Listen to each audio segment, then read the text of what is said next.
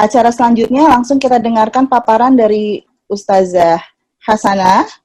Ya, nanti setelah dari Ustazah Hasanah baru kita akan akan menyampaikan tanya jawab yang sudah dipilih oleh panitia.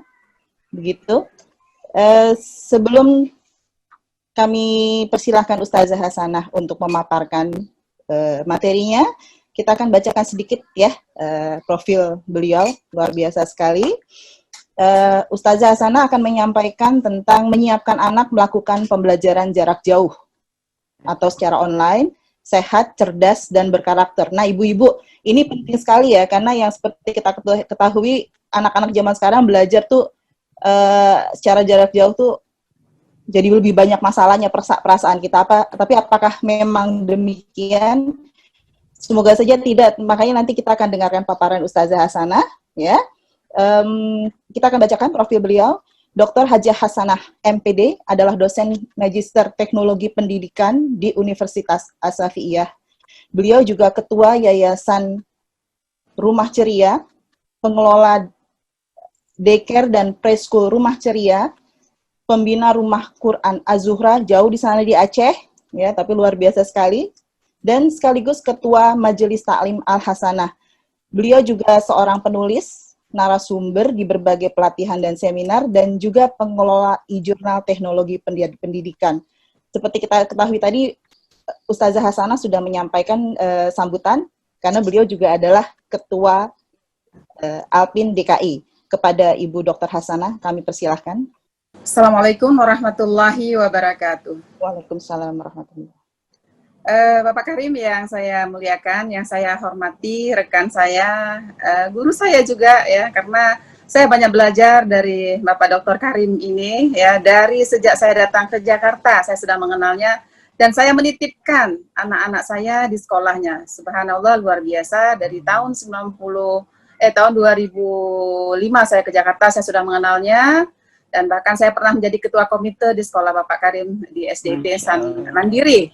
Alhamdulillah, terima kasih Pak Karim, kehadirannya di sini sangat berkesan dan sangat terharu ya mendengarkan semua tadi penyampaian pendekatan psikologis yang Bapak Karim telah sampaikan. Alhamdulillah, anak-anak saya sudah dewasa sekarang Pak Karim ya, nggak seperti dulu lagi yang mungkin gelitik Pak Karim ya untuk selalu memperbaiki ya dengan tersenyum, dengan ceria. Nah, sekarang sudah bisa diajak secara dialogis ya. Alhamdulillah, sering-sering menyapa ya Pak Karim. Alhamdulillah. Alhamdulillah juga Bapak Karim. Saya perkenalkan mengelola banyak sekolah ya. Subhanallah, dulu di awal baru satu yang saya tahu, tapi kemudian saya mendengarnya sudah sampai 11 apa 17 ya gitu ya angkanya. 18. Baru 18. Tambah 18. Luar biasa, tidak hanya di Jakarta tapi juga di luar Jakarta, di berbagai daerah. Sampai ke Aceh loh Pak Karim membina kita sekolah di Aceh, di PD, subhanallah, mengisi pelatihan beberapa hari di sana. Saya bangga sekali dengan ini semuanya. Semoga berkah ya Pak Karim ya. Allah berikan kepada kita anak yang di 18 sekolah yang Pak Karim bina ini, semoga semua menjadi sukses ya di masa depan, dan juga menjadi doa ladang amal bagi Pak Karim dan seluruh guru yang ada di sekolah Yayasan Insan Mandiri ya Pak Karim ya. Yayasan Mandiri ini Allah berikan keberkahannya. Amin ya rabbal alamin. Amin ya rabbal alamin. Ibu-ibu peserta seminar yang saya cintai karena Allah Subhanahu wa taala. Yang pertama saya mohon maaf karena tadi saat saya menyampaikan sambutan ternyata ada sesuatu ya. Saya lupa klik videonya sehingga nggak tampil. Nah, sekarang bisa lihat saya dengan puas ya. Ya, mohon maaf semuanya. Ya itulah ya Pak Karim ya, keterbatasan kita karena berbeda jarak. Kadang-kadang ada sedikit kita lupa colek aja udah jadi masalah gitu ternyata, luar biasa ya. Jadi colek-colek ini berbahaya sekarang Pak Karim, hati-hati sekali gitu.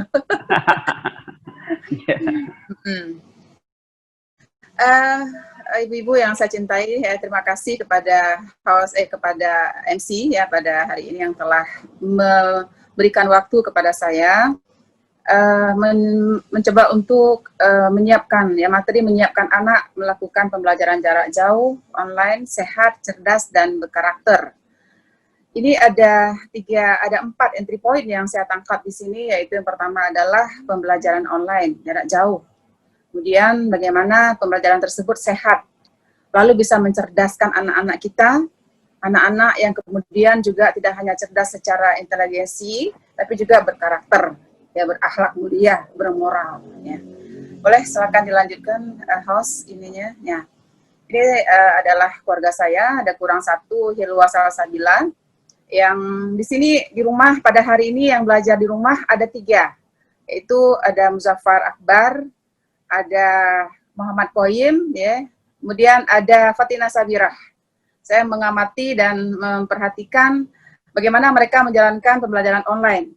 Ya, ini luar biasa. Saya juga harus mendampinginya sehingga anak-anak tidak terkendala. Pada hari ini yang menjadi kontrol adalah orang tua di rumah. Kita coba lihat bagaimana sebenarnya kondisi pada hari ini pembelajaran secara online, ya, di mana Corona COVID-19 ini mempercepat fasilitas IT yang telah dikembangkan di era 4.0 ini, ya, sudah demikian lengkap alat-alatnya, semua fasilitas sudah tersedia, ya, baik itu Zoom online untuk interaktif, ya, baik itu Google Meeting, ya, baik itu Google Classroom, ya, atau fasilitas lainnya untuk bisa menjalankan proses pendidikan, ya, secara jarak jauh.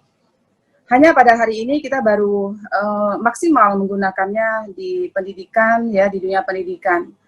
Mungkin sebagian yang sudah terbiasa dengan rapat itu bukan jadi penghalang, namun pada masa COVID-19 ini akan memaksa kita semuanya, saya garis bawahi memaksa, mau tidak mau, guru pada hari ini harus mengerti bagaimana menggunakan fasilitas yang telah disiapkan, ya, oleh para teknokrat. Mereka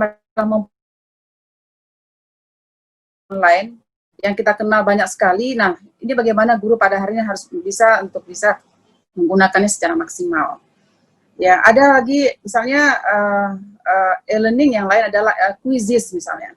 Quizizz ini adalah sebuah aplikasi bagi guru. Dan saya pikir ini adalah sebuah skill dan semua orang mampu dan bisa melaksanakannya manakala ada kemauan. Ada teman guru yang mana dia harus mengupload tugas, karena nggak bisa mengupload, dia datang ke tetangganya. Karena anaknya mungkin tidak di rumah gitu ya. Dia terpaksa harus datang ke rumah tetangganya gitu. Dan luar biasa, si guru ini belajar secara cepat. Jadi pada hari ini semua orang dipaksa belajar cepat ya untuk bisa mengakses dan berlangsungnya pendidikan yang hari ini adalah kondisi yang sangat darurat ya, di mana orang tua juga demikian. Orang tua juga harus terpaksa harus belajar dan mendampingi anak-anaknya ya, di mana mungkin dia harus belajar dulu bagaimana supaya PR anak-anaknya selesai. Ini adalah sesuatu yang sangat luar biasa, percepatan-percepatan yang dilakukan, yang Allah sendiri yang mempercepat semua proses ini. Kita tahu era industri 4.0 ini akan berakhir, kemudian melanjut ke 5.0. Di Jepang, beberapa wilayah sudah mulai beranjak. Nah, kita sendiri belum maksimal menggunakan berbagai fitur akses yang bisa kita gunakan. Ya, di dalam misalnya, katakanlah, kalau guru Google Classroom, ya, belum bisa bagaimana mengupload tugas-tugas yang ada ke Google Classroom. Ya, belum bisa menggunakan Zoom ya secara maksimal. Akhirnya mereka hanya memberikan tugas-tugas saja dan tidak menerangkan. Jadi beda LMS, Learning Management System, yaitu Google Classroom, yang dia tidak ada interaktifnya, hanya sekedar mengupload tugas. Ini yang sangat kita sesalkan pada hari ini, dan saya juga menyaksikan beberapa anak mengeluh, nggak bisa, nggak mengerti gitu. Namun Fatinah, anak saya bilang, nggak apa-apa, enak ada YouTube, belajar di YouTube aja gitu. Lihat di YouTube aja kok lebih jelas gitu, lebih menarik penampilannya gitu. Dan subhanallah ternyata dunia maya sudah menyiapkan semuanya ini. Jadi bagaimana kesungguhan daripada anak-anak kita juga, tidak hanya guru, tidak hanya orang tua, anak pun ya dipaksa untuk siap menggunakan alat canggih ini. Dan subhanallah anak-anak kita yang terlahir di era Gen Z ini ya, era anak-anak milenial kita, anak-anak yang super, yang luar biasa, mereka lebih cepat ya bisa berinteraksi dengan alat canggih ini. Jadi karena itu maka bagaimana kita yang berpindah ya, istilahnya kita berimigrasi ya dari zaman kolonial ke zaman milenial pada hari ini. Nah, ini menjadi tanggung jawab kita semuanya, sehingga ini bersinergi ya, guru mempercepat proses pembelajarannya menggunakan alat-alat canggih ini, kemudian orang tua juga, anak juga. Karena mau nggak mau ya pembelajarannya harus terus berlangsung, tidak boleh kita stop. Kualitas pembelajaran tidak boleh kita korbankan. Nah, ini menjadi PR kita semuanya. Mari kita sama-sama evaluasi. Mungkin Pak Karim nanti luar biasa, sebenarnya beliau pengelola sekolah. Itu bagaimana sekolah itu tetap berkualitas pada hari ini, tidak hanya sekedar hadir.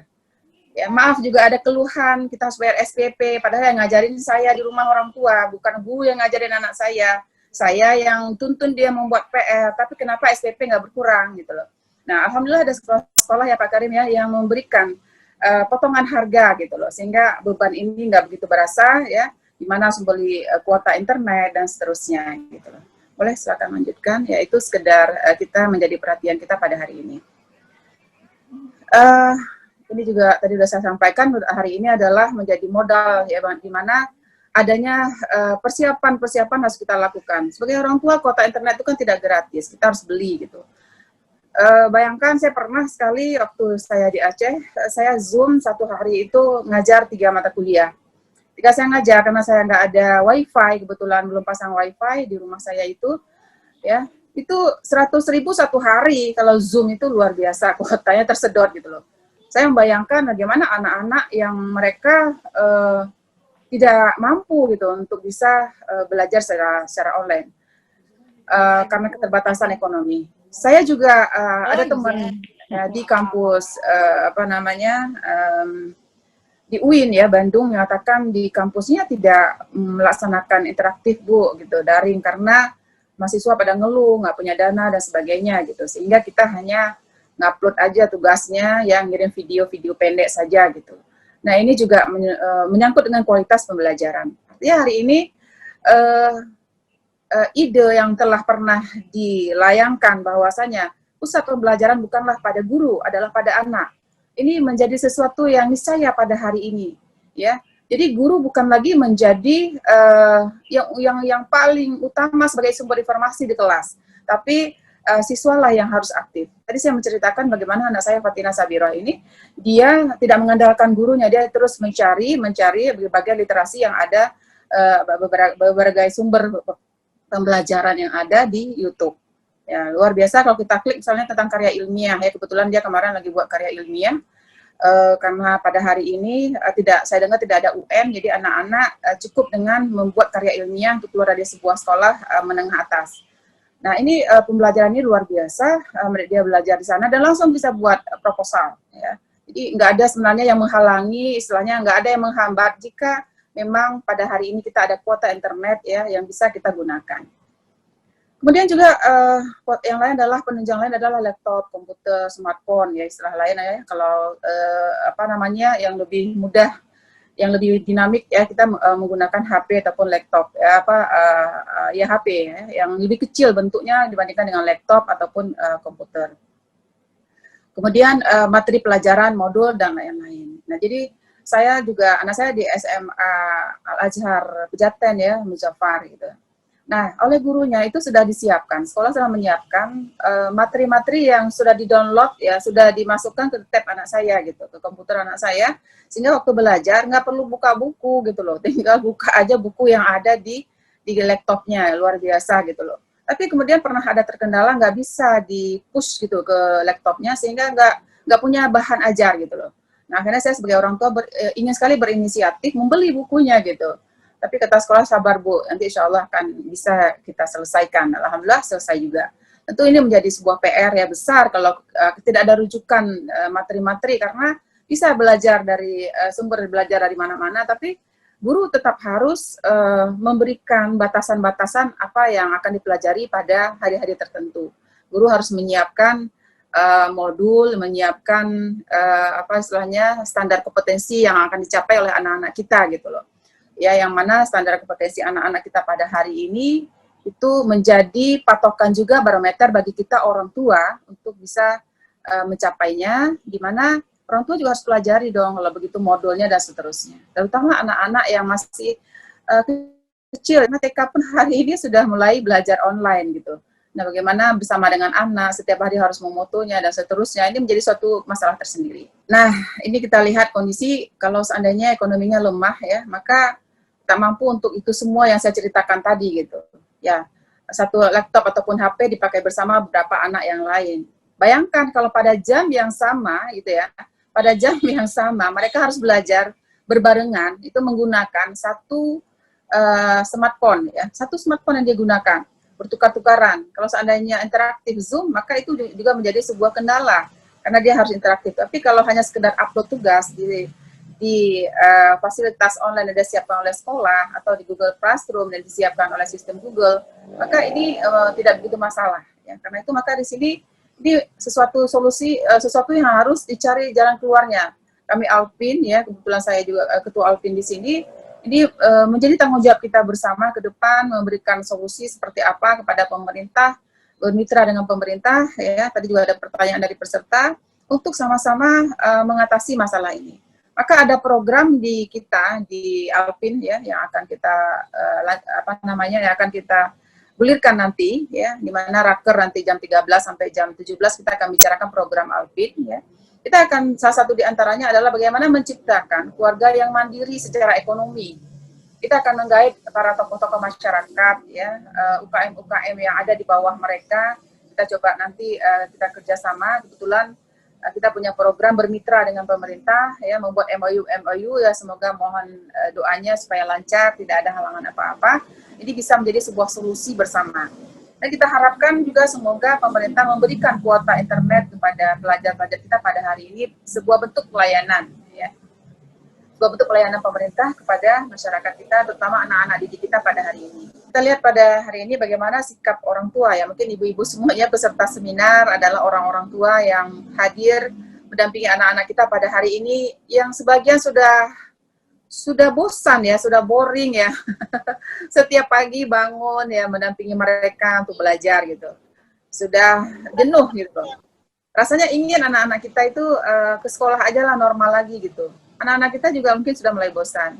Kecuali anak-anak Pak Karim kali ya, yang subhanallah tadi yang menyiapkan berbagai fasilitas ya. Bisa ada belajar ya, seperti apa, memberikan spirit ya. Itu kalau menggunakan konsep Pak Karim mungkin hari ini kita akan menjadi lebih nyaman gitu lah. Jadi bagaimana menciptakan rumah yang nyaman untuk anak-anak kita belajar. Kalau di sekolah kita lihat ada visi misi anak baca tiap hari terpampang ya. Kemudian ada kata-kata motivasi. Tadi Pak Karim juga menyatakan kalau bisa ada di rumah gitu. Jadi bagaimana membuat rumah ini ya seperti halnya sekolah motivasi anak untuk belajar. Ya subhanallah ya. Namun pada hari ini kekhawatiran orang tua juga cukup luar kalau anak gitu loh. Jadi antara ini adalah gap ya, adanya permasalahan ya yang kita hadapi di dunia pendidikan pada hari ini. Bagaimana dengan kondisi orang tua yang dia bekerja, orang tua yang dia tidak bisa mendampingi anaknya karena hanya untuk mencari sesuap nasi untuk keluarga. Apa jadinya anak-anak di rumah begitu. Makanya kalau saya pernah lihat di YouTube itu ada ibu-ibu dari Medan itu yang tidak terkenal ya, penontonnya banyak sekali udah yang menontonnya. Aku bosan, aku bukan tidak pinter gitu. Aku banyak kegiatan yang lain. Kenapa aku harus menghadapi anak-anakku setiap hari gitu loh. Nah ini perilaku-perilaku orang tua yang mulai gerah ini menjadi sesuatu gunung es gitu ya, yang akan satu saat akan menjadi puncak permasalahan dan akan meledak. Karena itu di pemerintah ya wajib ya memperhatikan masalah ini. Ya, bagaimana kualitas orang tua.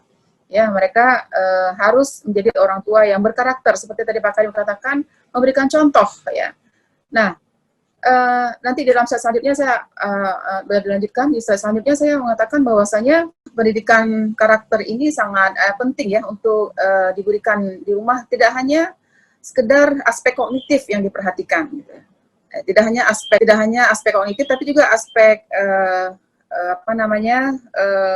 moral lainnya yang harus ditanggung jawab bersama di rumah. Seperti halnya karakter yang dicontohkan oleh guru di sekolah, maka di rumah juga orang tua harus mencontohkan karakter yang baik pada orang tua yang cerdas. Apalagi orang tua yang guru gitu lah, yang mereka memang mengajarkan mata pelajaran terkait dengan apa yang dibutuhkan oleh anak-anak kita. Tapi bisa jadi ya, karena kondisi boring tadi itu menyebabkan anak-anak kita juga gerah gitu. Mungkin pernah ya belajar mobil ya dengan katakanlah dengan orang terdekat kita ya, dengan suami gitu ya, dengan anak. itu lebih emosional ya, sehingga dikatakan saya nggak mau ngajarin kamu ya, karena kalau saya ngajarin bisa marah-marah gitu. Nah, ada yang suami seperti itu. Ada suami yang lain mungkin beda lagi karakter, tapi pada umumnya ya kita lihat itu mereka tidak mau mengajarkan. Saya sendiri nggak berani ngajarin anak saya gitu, khawatir gitu ya. Tapi mengajarkan mobil maksudnya gitu. Karena kendaraan ini kita perlu adanya suatu konsentrasi, ya kan, penuh ketenangan gitu. Tidak hanya menggerakkan setir gitu loh, menggerakkan setir kiri kanan, itu konsep itu semua orang udah paham. Tapi bagaimana ketika tiba-tiba ada mobil dia mengerem mendadak gitu loh. Ya, kalau kita sangat takut dengan keselamatan anak kita, bisa kita yang ngeremnya, kita lupa gitu loh, sehingga sama-sama terjadi kecelakaan gitu loh. Nah, karena itu maka di sini bagaimana kita bisa mengendalikan anak kita seperti kita menarik layang-layang, adanya tarik ulur gitu. Ibu-ibu yang saya cintai ya, para peserta seminar yang dirahmati oleh Allah ya, anak-anak kita tetap harus belajar. Kandungan ini ibu telah menanamkan berbagai aspek positif pada anak-anak kita. Jadi anak-anak kita ini dari kandungan sudah belajar sampai ke buaya, bahkan sampai nanti ke liang lahat. Kita dari buaya sampai ke liang lahat. Nah, luar biasa, proses pembelajaran ini tidak pernah terhenti, dia akan terus berlanjut. Bahkan dalam kondisi COVID pada hari ini. Kalau anak-anak kita tidak kita isi dengan pembelajaran yang positif, maka dia akan belajar sendiri. Anak-anak yang usia dini ini kita berikan gadget di tangannya, maka apa yang akan terjadi? Tidak ada kontrol dari orang tua. Nah, jadi karena itu maka ini mewujudkan pendidikan yang berkarakter, yang punya nilai, ya, yang punya budi pekerti, yang bermoral, yang semuanya itu bisa membantu anak-anak kita nantinya tumbuh kembang. Ada 9 ya, bisa dilanjutkan. Ada 9 kecerdasan ya yang harus 9 ya, 8 kecerdasan menurut Howard Gardner yang harus ditumbuhkan pada anak. Ya, 8 kecerdasan ini luar biasa ya. Dohar menambahkan 1 yang ke-8 sebenarnya kecerdasan spiritual. Ya, 7 lainnya oleh Howard Gardner, itu adalah penemu kecerdasan majemuk. Nah, 8 kecerdasan ini itu mulai ditumbuhkan sejak anak usia kita masa golden age. Apa saja kecerdasannya? Mungkin Bapak Ibu, Ibu-ibu semuanya sudah paham ya. Di antaranya adalah kecerdasan inteligensi, kecerdasan berbahasa atau language ya. Kemudian kecerdasan natural, ya, kemudian kecerdasan interpersonal, kecerdasan intrapersonal, ya, kecerdasan spiritual. Ini semuanya adalah kecerdasan yang harus dikembangkan pada anak-anak kita. Kemudian kita coba lihat bagaimana masa golden age ini ya. Masa golden age ini adalah masa keemasan ya. Di mana anak-anak kita di masa keemasan ini tumbuh kembangnya 75% ada di sini otak anak kita. Jadi jangan pernah kita mengabaikan anak. Maka saya mengambil salah satu pilihan sekolah adalah mendirikan preschool dan daycare. Jadi PR kita pada hari ini orang tua bekerja ke kantor. Di masa pandemi COVID ini pun orang tua masih bekerja. Sehingga saya dipaksa untuk membuka daycare. Nah, di sana kami berusaha untuk menumbuhkan ya di masa golden age mereka, karena kebetulan yang menitipkan di daycare kami itu ada dari usia 4 hari gitu ya, bahkan ya 4 hari yaitu sampai dengan usia 5 tahun. Ya, saya melihat dan mengamati luar biasa kalau seandainya anak ini ditinggal di rumah dengan mbaknya di rumah, dengan pengasuhnya, dengan asisten rumah tangganya, sambil si pengasuh asisten ini memainkan HP-nya, maka si bayi dibiarkan dan bahkan dipangku. Akhirnya dia merasakan keasikan bersama dengan gadget yang dipakai oleh si pembantunya. Alhamdulillah kalau pengasuhnya itu adalah tamat SMA ya, bisa memahami bagaimana sedikit dari perkembangan ilmu ataupun pendidikan dan pendidikan karakter yang dia dapatkan. Bayangkan kalau tidak tamat SMA pun SD, apa yang terjadi dengan anak-anak kita di masa golden age ini.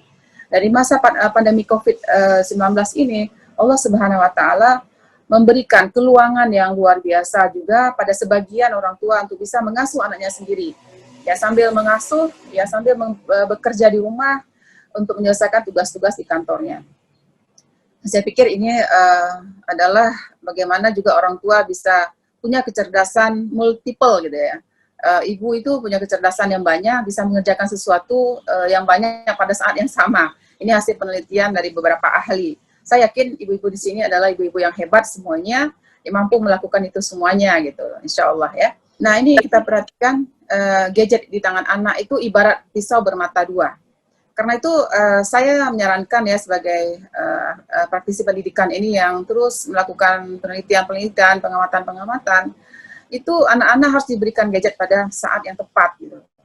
Ya, jangan sampai anak-anak yang sudah terbiasa melihat gadget dari kandungannya, itu begitu terlahir langsung diberikan gadget. Nah, ini adalah menunjukkan bahwa memang bukan salah anak-anak kita pada hari ini kalau mereka kecanduan gadget, karena kita orang tua juga tidak membatasi waktu untuk memakai gadget ini gitu loh. Ya, saya menarik sekali ada orang tua yang ketika sampai di rumah dia simpan HP-nya, lalu dia fokus pada anak-anaknya. Ada masanya di mana memang kita harus fokus pada anak-anak kita, tapi ada masanya nanti kita juga akan ditinggal oleh anak-anak kita. Jadi saat anak-anak kita masih membutuhkan kita, di saat itulah maka kita hadir bersama dengan mereka. Kalau saya sampaikan bahwasanya anak-anak ini kalau masih kecil kayaknya nempel aja di kita gitu ya, di kaki kita gitu. Tapi saat dewasa seperti saya hari ini itu ditinggal oleh anak-anak saya pergi ya. Allah memberikan ikatan batin antara kita dengan orang tua sebagai anugerah besar dari Allah Subhanahu wa taala. Dan anugerah inilah yang membuat ada rasa cinta, rasa rindu itu berpadu sehingga tidak pernah lepas ikatan antara orang tua dengan anak. Sekalipun ada anak yang yang mengutuk orang tuanya atau orang tua yang mengutuk anaknya, tapi sesungguhnya batinnya tidak pernah lepas daripada rindu dan kangen pada anaknya. Nah, karena itu kita saling mengingatkan supaya anak-anak kita semuanya bisa lepas daripada kecelakaan bergadget ini gitu pada masanya. Ini perhatikan gambar anak-anak ini luar biasa ya, yang mereka bermain tapi begitu ada tontonan yang menarik ya. Jadi tontonan itu tidak hanya di rumah, tapi juga menonton di mana saja bersama dengan teman-temannya. Anak-anak usia segini itu udah mereka mengandalkan peer group-nya gitu, mengandalkan kebersamaan dengan teman-temannya. Lebih asik bersama teman daripada bersama dengan orang tua. Jadi sedikit demi sedikit Allah melepaskan ikatan antara orang tua dengan anak secara fisik. Anak-anak sudah ada sesuatu yang menarik dengan teman-temannya yang dia mainkan. Ya katakanlah bermain bola, ya katakanlah bermain HP bersama. Ini menjadi sesuatu yang menarik bagi anak di dunia luar. Ya selama di masa golden age ini anak-anak sangat terikat dengan orang tuanya, tapi ketika dia berusia sekolah, mulai masuk kelas 2 SD, kelas 3 SD, kelas 4 dan seterusnya, itu mereka sudah merasa nyaman dengan teman-temannya. Akhirnya kita lama-lama sampai saya katakan tadi usia dewasa anak sudah mandiri dan kita tanggung jawabnya sudah berkurang terhadap proses pendidikan anak-anak. Tapi tanggung jawab pendidikan karakter harus terus kita berikan contoh. Apalagi ketika anak kita menikah, ya dia belum tahu bagaimana melayani ya suaminya, ketika dia punya anak bagaimana mendidik anak-anaknya, maka kita sebagai orang tua menjadi role modelnya, kita menjadi contoh bagi dia. Sepanjang hidup kita menjadi contoh untuk anak-anak kita. Karena tahapan yang sudah kita lalui itu semuanya menjadi contoh untuk anak-anak kita.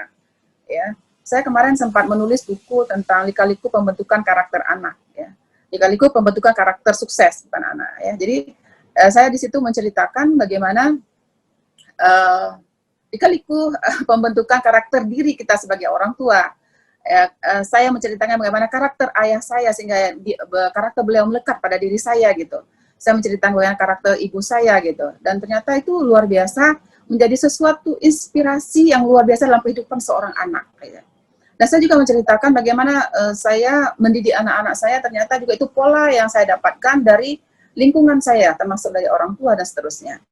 Jadi dalam buku itu saya melihat juga ada berbagai sisi kekurangannya, tapi saya nanti akan berusaha membuat edisi selanjutnya, karena memang kita perlu memberikan role model ya melalui buku-buku yang kita tulis ini untuk para pembaca gitu. Walaupun sebenarnya apa yang kita tulis ini belum tentu cocok untuk orang lain, namun di sisi yang lain menulis itu menjadi asyik ketika memang sesuatu itu menarik untuk kita tulis gitu loh. Jadi karena itu juga sekalian yang para peserta seminar yang saya cintai karena Allah, mari kita menulis, menuangkan ya dalam sisi-sisi positif yang kita punya sehingga orang tua lain yang mereka membutuhkan itu akan menjadi sesuatu yang sangat berharga. Ini kita perhatikan ya, sebenarnya gadget itu sangat bermanfaat ya. Hari ini tanpa gadget anak kita, maka ketika dia di rumah teman kita nggak bisa menyapa dia, menanyakan kondisinya saat mereka buat tugas bersama dengan teman-temannya, maka dia juga sulit untuk kita berkomunikasi, mengontrol dia. Jadi satu sisi dia menjadi tadi pisau bermata dua, satu sisi positif dan negatif, sisi yang lain sangat bermanfaat. Nah, karena itu maka bagaimana kita mengedukasi anak-anak kita untuk menggunakan HP ini dengan sebaik-baiknya. Ya, itu fungsi gadget itu adalah untuk komunikasi sosial, ya, pendidikan, ya, yang dimana ini adalah pada hari ini sangat optimal kita menggunakannya untuk pendidikan. Karena itu maka mari kita mengontrol bagaimana anak-anak kita bisa menggunakan gadget dengan semaksimal mungkin, ya, untuk kepentingan yang positif. Karena banyak tontonan-tontonan negatif juga di sana, sehingga ketika anak belajar di rumah itu kalau kamarnya dikunci, maka dia bisa mengakses berbagai hal, manakala dia tidak punya ketahanan iman yang baik, seperti tadi Ustazah Aan sampaikan dan bahkan sampaikan juga. Jadi anak-anak kita harus kita tanamkan iman yang dalam, sehingga dia merasa takut ketika melihat aurat, ketika dia melihat aurat yang bukan muhrimnya, ketika dia melihat tontonan-tontonan yang tidak layak ditonton, ya, itu semua menjadi sesuatu yang akan tertolak dari anak kita manakala dia sudah punya modal untuk bisa menjadi anak yang berkarakter. Nih tentang perilaku tadi ada perilaku, Pak Karim telah menyinggung tadi tentang beberapa perilaku anak terkait dengan gadget. Ya, ternyata gadget ini yang ada di tangan anak kita itu bisa merubah perilaku anak-anak kita. Ya, dan Pak Karim sudah memberikan resep bagaimana merubah perilaku anak yang salah. Nah, kita sebagai orang tua harus mencatat apa aja karakter-karakter perilaku yang harus kita ubah dari anak-anak kita, dan ini menjadi PR. Nah, bagaimana kita menandai kalau dia itu sudah mulai kecanduan gitu loh. Dan itu yang pertama adalah ketika keasyikan dengan gadget, anak itu kehilangan minat dan kegiatan lain. Dia nggak ada minat untuk berinteraksi sama yang lain, tidak ada minat dia untuk pindah dari gadgetnya. Yang kedua, dia mulai tidak suka bergaul, ya, atau bermain di luar rumah dengan teman sebayanya. Yang ketiga, anak sudah cenderung bersikap membela diri dan marah ketika ada upaya untuk mengurangi atau menghentikan gangguan games ini yang dia sedang mainkan. Nah, ini menjadi PR kita hari ini, seperti Pak Karim katakan tadi, harus ada waktu, ya, sampai berapa hari tadi? Kalau bahasa Sayyidina Ali mengatakan, ya, 40 hari kita berteman dengan unta, maka dia akan berpindah, ya, sifat unta itu pada kita. 40 hari anak kita berteman dengan kita, memberikan edukasi, perilaku yang tadi salah akan berubah juga. Kalau saya memegangnya 40 hari. Anak berani berbohong atau mencuri-curi waktu untuk bermain gadget. Walaupun sudah dilarang, tapi dia tetap bermain gitu. Kemudian yang terakhir, perilaku-perilaku tersebut merupakan tanda bahwa mereka sedang membutuhkan bantuan, ya, dalam menghentikan aktivitasnya dengan kecanduan bermain gadgetnya. Jadi ibu-ibu yang saya cintai karena Allah, mari sama-sama kita waspada dengan ini, ya. Semoga Allah Subhanahu wa taala memberikan kepada kita kelonggaran waktu untuk bersama dengan anak-anak kita. Ini ada beberapa platform, ya, yang bisa digunakan, ya, di dalam pembelajaran. Hari ini pemerintah menyiapkan juga, ya. Jadi sebelumnya, ya, ada platform rumah belajar, ya. Rumah belajar ini luar biasa juga, bisa menjadi salah satu rujukan untuk kita, untuk guru pada hari ini untuk mengakses, ya, berbagai informasi yang ada di sana. Terakhir, mari kita menyanyi bersama, ibu-ibu semuanya yang hari ini mungkin udah boring, udah bosan. Mungkin kalau saya menyanyikan jelek lagunya, siapa yang mau ini silakan dapat hadiah, ya, tentang keluarga. Boleh buka mute HP-nya, silakan untuk bernyanyi bersama, dipimpin. Ada hadiah pulsa, ya, bagi yang harta yang paling berharga adalah keluarga, istana yang paling indah adalah keluarga, puisi yang paling bermakna adalah keluarga, mutiara tiada keluarga. Allah Subhanahu wa taala berkahi pertemuan kita pada hari ini.